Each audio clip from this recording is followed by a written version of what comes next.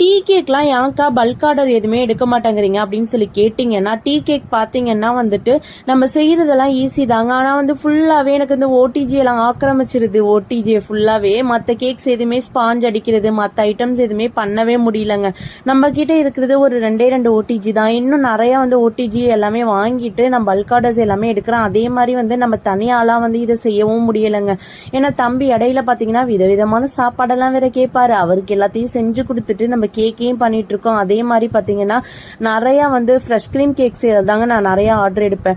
So அந்த cakes எல்லாமே வந்து நம்ம ஒவ்வொன்றும் ஒவ்வொரு கஸ்டமைஸ்டு கேக்காக இருக்கும். அதை தனியாலே ஹேண்டில் பண்ணுறது அப்படிங்கிறது ரொம்பவே கஷ்டமாக இருக்குது. ஆனால் ஒரு சில பேர் வந்துட்டு எவ்வளவோ ஆர்டர்ஸ் எல்லாம் எடுத்து பண்ணுறாங்க.